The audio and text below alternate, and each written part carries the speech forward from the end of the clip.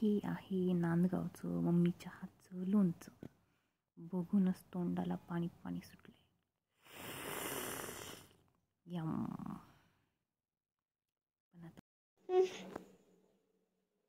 Mummy, मला लोणचं लय आवडतं तुझ्या हातचं, पण फ्लाईट मध्ये अलाउडच नाही. काय करू मी? चल मी तुला आपण पेमेंट्स करू.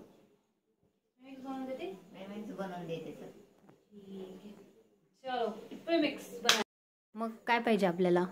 आता 40 ते 50 कैरीच्या लोणच्या कैरीसाठी आपण जो मसाला बनवणार आहे त्याचं सामान: अर्धा किलो मोहरीची डाळ,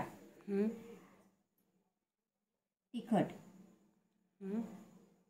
हातपाव बडीशोप, थोडी मेथी, हिरा हिंग 20 ग्रॅम. हे कुठलेला हिंग आहे का? हां, हिरा हिंग आहे हा. मोठा खडा असतो याचा, ते बारीक करून घेतलेला आहे. 20 ग्रॅम मिरे आणि 15 ते 20 ग्रॅम मिरे, 15 ते 20 ग्रॅम लवंगा आणि अर्धी पिशवी मिठाची. आणि याच्यासाठी लागणारं 1.5 किलो गोड तेल. ओके. आधी आपण मोहरीची मीठ खाली पसरून घ्यायचं आहे.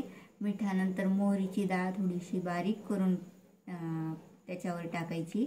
नंतर बडीशोप बारीक करून त्याच्यावर टाकायची. नंतर मेथ्या बारीक करून त्याच्यावर टाकायच्या.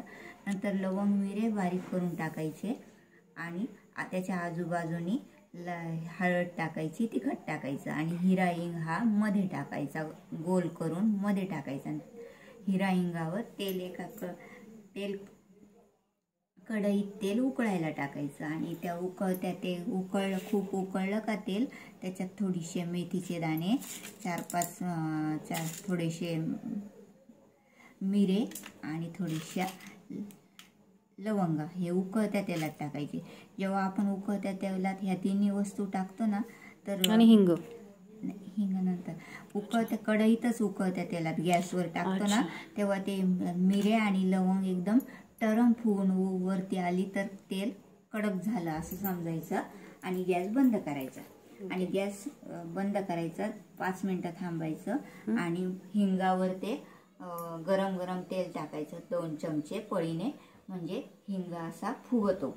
आणि थोडंसं 5 मिनिटं थांबून मग बाकीचं तेल टाकायचं, म्हणजे आपलं तिखट आणि हळद जास्त उकळत्या तेलाने जळणार नाही. अच्छा. मग आता तर मला तर हे न्यायचं नाही आहे, ओझं कमी न्यायचं आहे.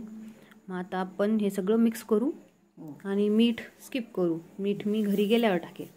मग ज्यांना कैरी खूप जर आंबट असली तर त्यांनी थोडासा 1 गूळ त्याच्यात आवडत असेल तर 1 गूळ मसाल्यातच तेलात टाकू शकता.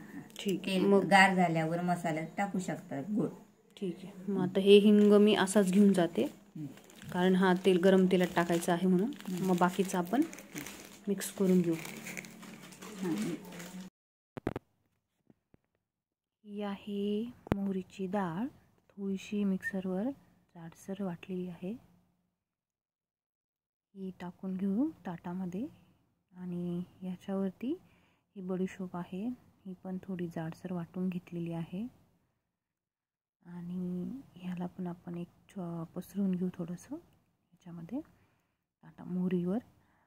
आणि नंतर याच्यामध्ये लवंग, मिरे आणि मेथीच्या दाण्याची पूड आहे. ही पण खूप बारीक नाही आहे, थोडीशी जाडसरच आहे.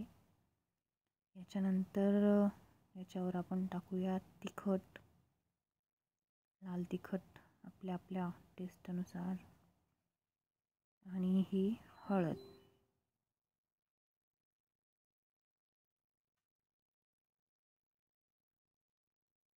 आणि आता हे सगळं मिक्स करून घेऊ.